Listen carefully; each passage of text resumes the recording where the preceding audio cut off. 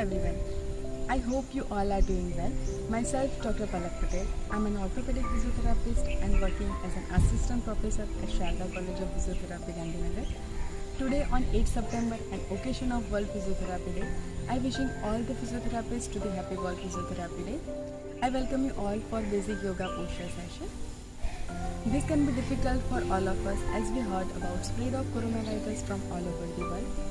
As we all know that this COVID-19 is an infectious disease causes respiratory illness with the symptoms such as cough, fever and sometimes difficulty in breathing. In this condition, along with medicine and diet, there are many physiotherapy techniques such as yoga posture, pranayam, relaxation, meditation, aerobic exercise, tone positioning, breathing exercise, Surya Namaskar are helpful for corona patient.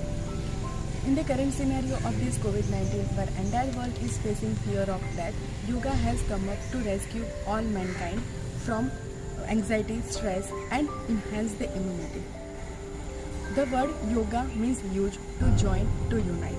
Regular practice of yoga can balance organ stimulation, induce deeper respiration, boost our immunity and adds the distraction of this coronavirus and parasites. Yoga brings positivity and balance between physical body and non-physical mind. As it well said, you cannot always control what goes outside, but you can always control what goes inside. Yoga can work at 3 levels. 1. It avoids depression. 2. It boosts our immunity. And 3.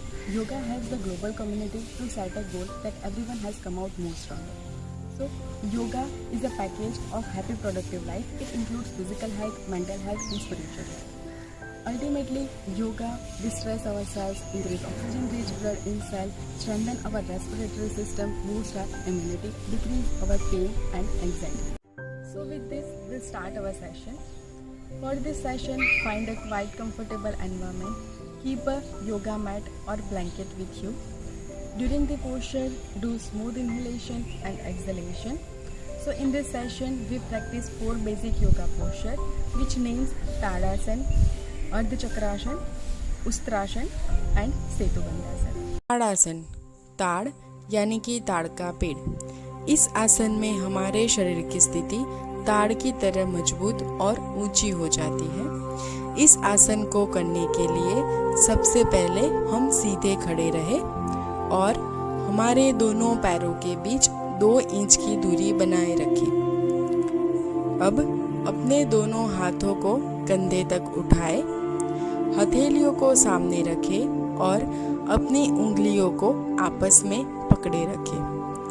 धीरे से कलाइयों को बाहर की तरफ मोड़ेंगे।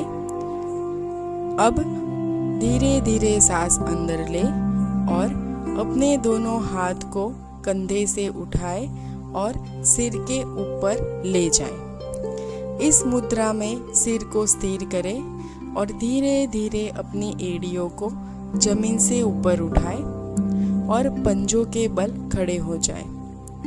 सामान्य रूप से सांस ले और छोड़ें। इस स्थिति में 20 से 30 सेकंड तक रहे। शुरुआत में स्थिरता बनाने के लिए सामने एक बिंदु पर ध्यान केंद्रित करें। 30 सेकंड बाद धीरे धीरे सांस छोड़ें और एड़ी को जमीन पर रखें। उंगलियों को खोलें और हाथों को नीचे रखकर वापस सीधे खड़े हो जाएं। अर्ध चक्रासन। इस आसन में हमारे शरीर की स्थिति अर्ध चक्र यानी कि पहिए के समान गोलाकार हो जाती है, इसीलिए इस आसन को अर्ध चक्रासन कहते हैं। इस आसन को करने के लिए सबसे पहले हम सीधे खड़े हो जाएंगे और अपने दोनों हाथों से अपनी कमर को पकड़े रखें। ध्यान रखें कि हमारी उंगलियां जुड़ी हुई रहे। अब एक गहरी सांस लेते हुए धीरे धीरे अपने सिर को पीछे की ओर झुकाएंगे। सिर को इतना झुकाएं कि गर्दन के मसल में तनाव महसूस हो। इस अवस्था में नॉर्मली सांस ले और छोड़े। इस आसन में 20 से 30 सेकंड तक विश्राम करें। अब इसके बाद एक गहरी सांस लेते हुए धीरे धीरे कमर को सहारा दे और स्पाइन को सीधा करें। सिर को सामान्य स्थिति में ले आए और धीरे धीरे सांस छोड़ें और विश्राम करें। Ushtrasana. This asana is also known as camel pose. उष्ट्र एक संस्कृत शब्द है जिसका अर्थ होता है ऊंट। इस आसन में हमारे शरीर की स्थिति ऊंट के पीठ के उठे हुए हिस्से की तरह हो जाती है, इसलिए इस आसन को कैमल पोज भी कहा जाता है। इस आसन को करने के लिए सबसे पहले हम वज्रासन में बैठेंगे। दोनों हाथ को घुटनों पे रखें और शरीर को सिर से पांव तक सीधा रखें। अब हम वज्रासन से अर्ध उष्ट्रासन के लिए जाएंगे।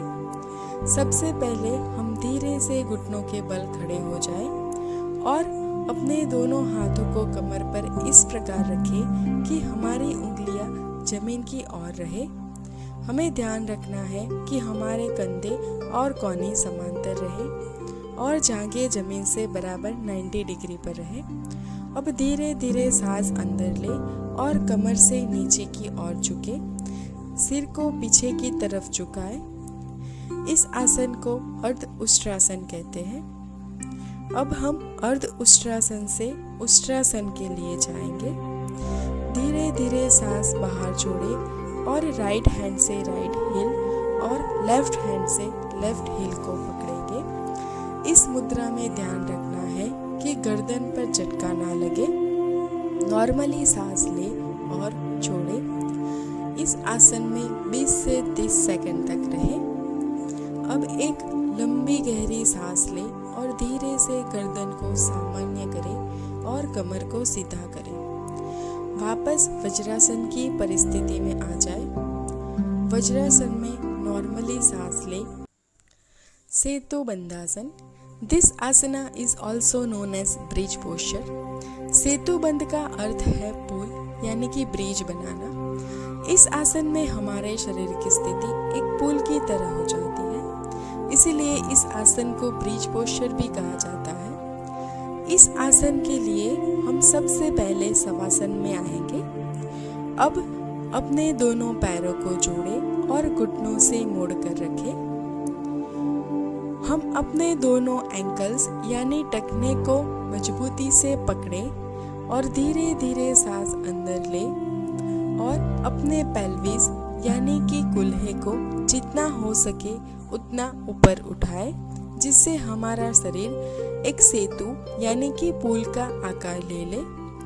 ध्यान रखें कि हमारे सिर और कंधे जमीन पर ही रहे और हमारे टखने एंड घुटने एक ही लाइन में रहे। इस आसन में 20 से 30 सेकंड तक रहे और नॉर्मली सांस ले और छोड़े।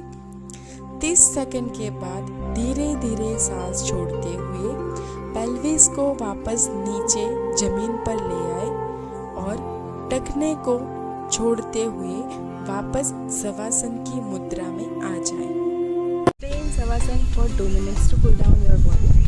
Yoga is a light which once a lead will be you. The better your practice, the brighter your flame. Thanks for participating in this session. Stay healthy, stay happy. Have a nice day. Thank you.